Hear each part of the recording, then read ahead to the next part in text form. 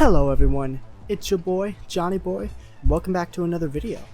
Now, I'm sure you've clicked this video knowing what to expect. If not, then why did you click on the video? Sorry, I'm getting ahead of myself. Let me just go ahead and state what we'll be doing in this video. So, we're going to answer the question of whether or not you can beat Resident Evil 5 with only melee damage. Now before you go asking, Johnny, you can't just melee an enemy without damaging him first. Hey, don't you worry your little head off. I'm gonna make sure to tell you everything. Shh. So the rules goes as follows. Number 1, in no way are we allowed to use guns. Except when we do. If you have ever played Resident Evil 5, then I'm sure you're aware of the many different times that you were required to shoot things. The turret section and the boat section are just a few that come to mind.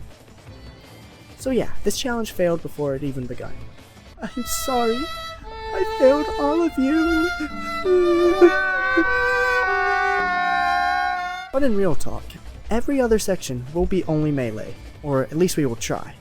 But what constitutes as melee in Resident Evil 5? Well, the first one is pretty obvious, and that's the attacks that you can perform on stunned enemies. However, you can't stun an enemy without first damaging them. So that's where our other weapon comes into play, the knife. The knife in this game is, well,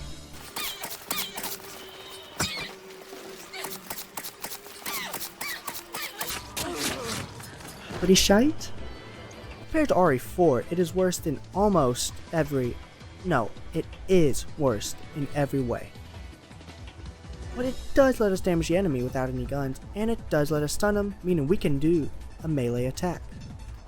So, that's where we're going to be taken with us into the lovely town of Kijuju in Africa. So, without further ado, let's get into it. So, starting off, we're finally introduced to our partner for this ride, Sheva. After an intense stare down, we get ready.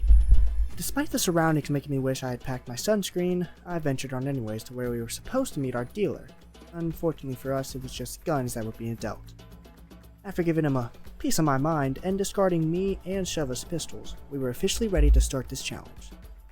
So, our main strategy for this challenge is using our knife to stun enemies and then performing a prompted melee attack. We barge into the local's house. That's Stacy meet the boy! I guess he felt threatened by the two of us and ran straight at us. And, well, this could be a problem. Considering the first enemy took close to 20 swings of the knife, plus the absolute weapons attached to Chris's shoulders, this challenge was already shaping up to be a long one. After jumping out a 2-story window, My back! Oh, my back! we found ourselves facing the second enemy of the run, along with the third, and the fourth, and the fifth. If any of y'all expected me to actually fight these guys, then you might actually be crazy. After running for our lives, we locked ourselves away from the crowd. Open the door! Open the door! Open the door! Not long after this, I was reminded of my partner as she frantically tried to run into a wall.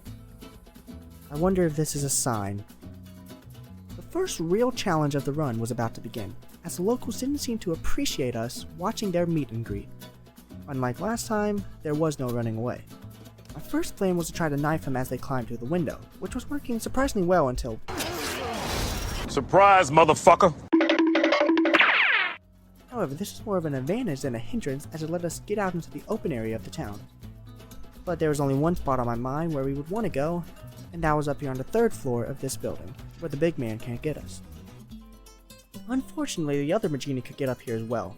Usually this is a pretty safe strategy when you have guns, which we did not. Remembering the one enemy that took so many hits to kill, I was shaking my boots. Not to mention the game's knife is absolutely atrocious when it comes to stunning enemies. This meant if we were unlucky with stunning an enemy and getting those precious iframes for a melee attack, it meant that we were likely to have our axe plunged straight into the back of our skull. One upside, however, was the fact that we had one Sheva who was determined to make sure we stayed healthy every step of the way. So, through sheer brute force and a little healing, we can't get past the very first chapter of the game with only the knife. After selling everything we had picked up for cash, we moved on to Chapter 1-2. I wasn't too worried about this chapter, as no section required the same amount of crowd control as the public assembly did. In fact, Sheva and I were growing closer and closer together. We even ganged up on 2 poor civilians. I even saved her from the grasp of an infected ant. Owie! As I felt my body shatter into a million pieces. Right after I had saved her, she decided to pay me back with a visit to the chiropractor. So yeah, let's just say I'd be keeping an eye on her. Moving on, a white girl tried to flirt with Chris. Of course, Chris knew the steroids had messed with his reproduction, so we made sure to stop her advances. Permanently. After putting on the Nikes and running past some more enemies, we were finally close to our first boss. After grabbing a key, we finally see our first boss, Ouroboros.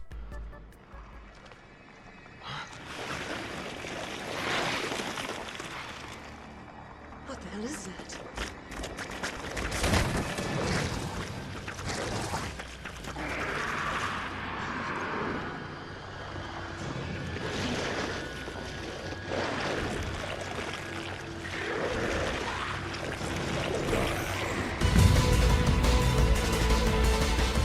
Alright, Sheva, let's get him. Sheva, what are you doing? Sheva! Yeah, so, Sheva will not attack bosses, mini-bosses, or basically any other enemy that isn't the normal Majini. This may not have been so much of an issue if she didn't always find herself in the way. This boss wasn't so bad on that front, in the same way a broken arm is better than a broken back. Both still suck. Since we couldn't use the furnace to beat this guy, I had actually come up with a strategy to beat him consistently. I started my attempts running into the furnace and waiting for him to catch up in me. Once he gets there, I bait his grab attack, that one being where he uses both of his arms. After that, I get behind him and slash his legs 3 to 5 times with the knife while he does a turnaround animation. After the animation is over, he will always do a grab attack again, and then you can loop him. Now, besides the boss's health pool being a whopping 28,000, there are a few issues that will keep this strategy from being 100% consistent. The first issue is the status effect you get when you simply touch the boss. You will get a poison effect that deals tick damage to you over time. Enough of this and one mistake will send you into the dying state, almost completely resetting the loop. The second problem is Sheva. Since she doesn't attack the boss herself, she stands around me and does nothing. This leads to her getting grabbed by the boss, which then breaks the loop you have on the boss. Fortunately, this wasn't too hard to deal with, as I was able to buy almost a full inventory of first aid sprays to keep us alive. So after about 40 minutes of attempt, we beat our first boss. Well, I beat it. Sheva did absolutely nothing.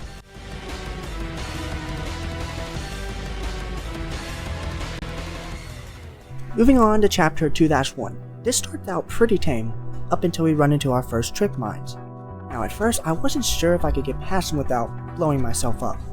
Fortunately for us, if you stand just the right distance away, then you could hit the bomb without taking any damage.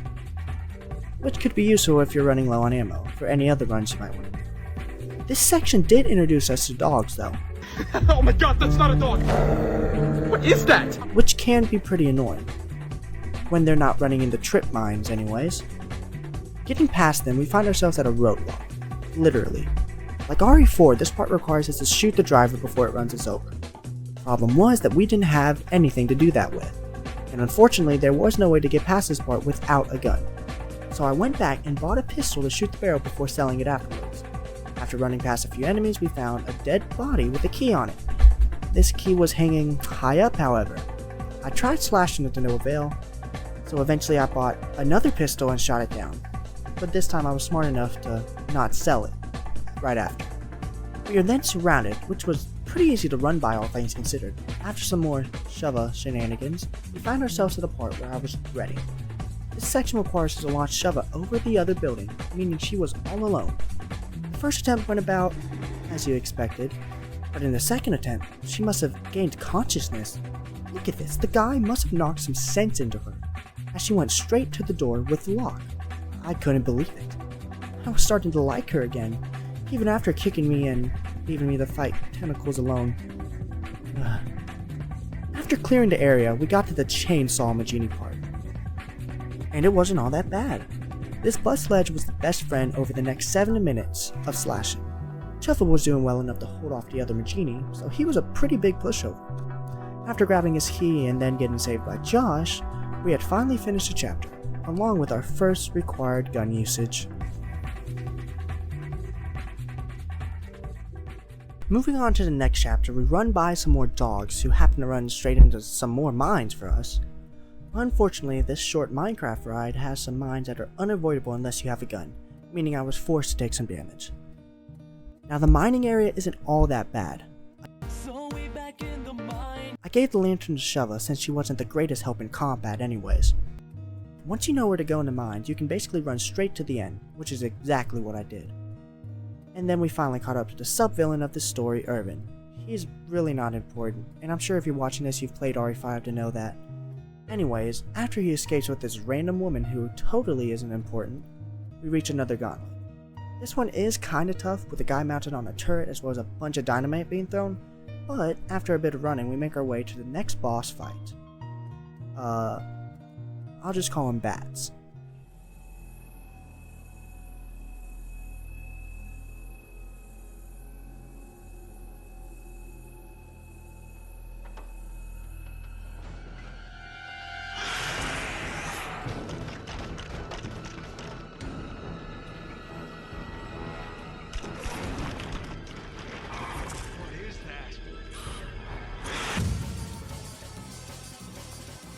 Bats here is probably the hardest fight of the entire challenge, at least speaking from our loadout.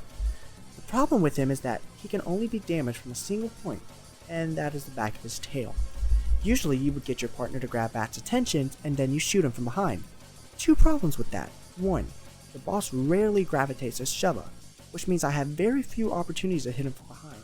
Two, since Sheva doesn't attack bosses with her knife, meaning she is once again useless. In fact, I have to stop her from going around and opening crates, as she might grab a mine and place it down. When this happens, I have to get the items from her and discard them. This doesn't mean it was impossible to hit him, as when he got down from flying I could get one slash off if I got the angle right.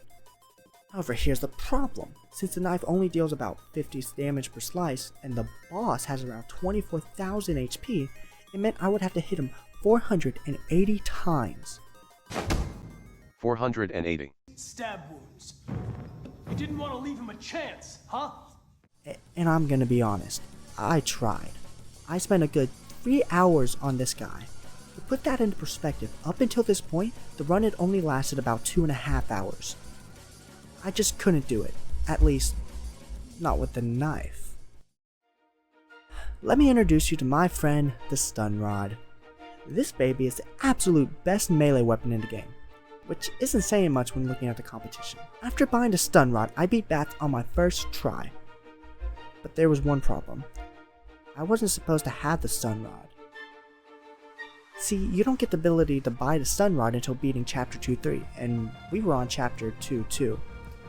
So how was I able to unlock it? Well, the answer comes with how RE5 handles New Game, or rather, New Game Plus.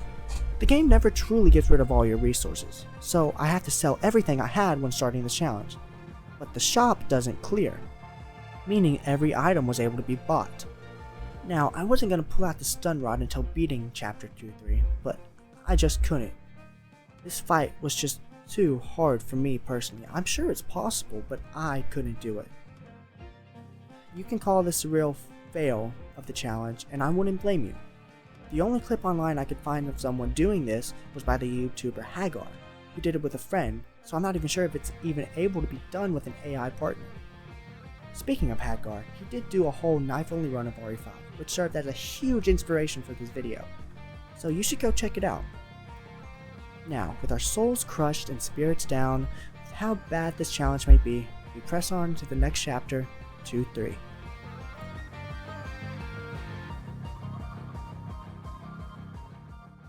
And this is a turret chapter. Yeah, there isn't much to do regarding that. I basically skipped this chapter, and there's really nothing worth mentioning. If you want a quick recap, Chris and Sheva shoot some motorcycle Magini and then kill an El Gigante. It's a fourth section, so I'm not really gonna talk about it or dwell on it. Let's just move on. When moving on to 3-1, we finally have some new material. I already brought up the stun rod, but I'm going to go a little bit more into detail about it, as it is the weapon we will be using for the rest of the run. The stun rod is basically the knife, but 10 times better in almost every way. The only downsides are a shorter range and slightly slower swing speeds. But oh my god, it means nothing when looking at the damage these things deal. Like I said before, the knife only deals about 50 damage per hit. The stun rod deals 666 damage. It's no Magnum, but it might as well be when compared to what we had before. On top of this, the weapon, well, stuns enemies, and also stops transformations like the wormheads. So yeah, it was going to be a lot better for me. Still not great, though, as this level has plenty of horde waves that really make it hard to keep track of every enemy. After going around the islands to collect pieces, we reach another section that I was scared of. Your path is blocked and you're expected to kill the enemies to unblock it. But we have no guns, so I wasn't sure if it was even possible. Fortunately for us though, I was able to just wait it out, so no new gun usages here. The other islands have nothing noteworthy besides some crocodiles. So we just grab the crest pieces we need and open the door and move on to the hardest part of this chapter, the village. Normally we could just run past everything, but I have to crank a lever in order to make a bridge appear, and one mistake could lead to either one of our deaths. On top of that, we have some new mini-bosses, that being the masked ones. These aren't too bad, they just take a lot of hits, but with all the other enemies, it is a pain. Even still, because of the healing we had stocked up, we tanked through their attacks and cleared the area, letting us lower the bridge and move on to the next chapter. Going into 3-2, I was expecting to have some problems. The first section is pretty easy, except for the fact that Sheva kept getting sniped. After this though, the factory section was the real problem. Besides the enemies that are there are also 2 chainsaw Magini that will spawn, and unlike before, there was no ledge. At first I tried running through, but that ended in Sheva's death. So instead I went to this ladder and used it to slowly whittle down one of their health, and when I turned the other valve and the other one spawned, I just ran right past them and got out relatively scot-free. The next part, I wasn't too worried about, and we just had to hold off a group of enemies from attacking our boy Josh. There was a chainsaw guy that spawned in, but I just went up and down this ladder, which was enough to keep him occupied until Josh got the door open. After this, we found ourselves with an escape sequence where we find Irvin getting away on his yacht. Splendid timing! You two are just in time for the fireworks show! Boom!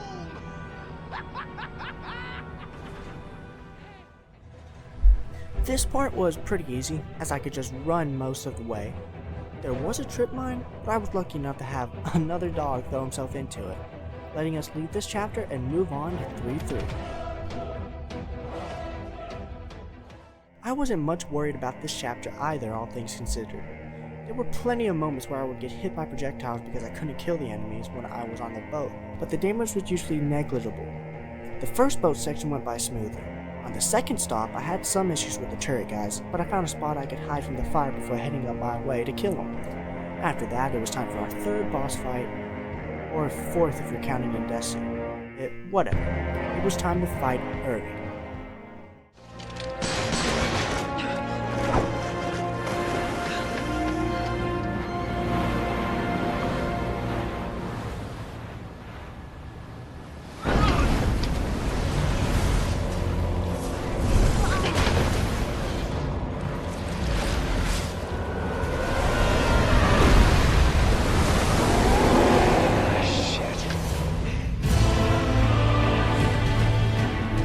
With Irving was pretty self-evident. We had no way to reach him. There was only 2 attacks I found that could even hit him. The first was his tentacle slam attack, although he didn't use that one much. The other one was his tentacle stab attack.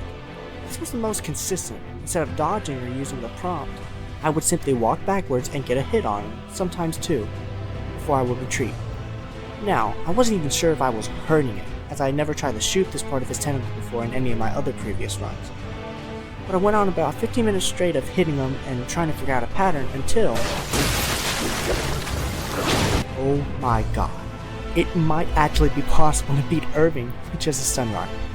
So I continued to break his tentacles over and over again with my stun rod, which is probably a tag on R34, and waited for his phase transmission, where he latches onto the back of the boat, but it never happened. I was confused. Clearly, I was dealing damage to him. I mean, his tentacles were literally exploding, yet he never moved on to his next phase. After doing some research, I found that his tentacle and his body have completely different health bars, and his phases were tied to his main body's health, not the tentacles. Yeah, so all my hopes had been crushed again. There was one way I could do damage, and that was his bite, but he only ever did it once. The entire 30 minutes of hitting tentacles. I mean, I was devastated. So far, every time there was normal gameplay that involved fighting, I'd been able to beat out the sections. The only usages so far were environmental based, besides the turret level. We finally hit a real roadblock. So, unfortunately, we had to use the turrets. I say we, but really I had Sheva do all the work so I wouldn't have it on my conscience. So, we finally get the information out of him, and our first real failure had happened. And that's going to be it for part 1. Don't worry, part 2 will be out soon, so make sure to subscribe so you don't miss it. Will I be able to beat the spider boss? What will I do against the spinning elevator? Will I even be able to touch Wesker? I guess we'll have to wait and see. Bye everyone, see you next time.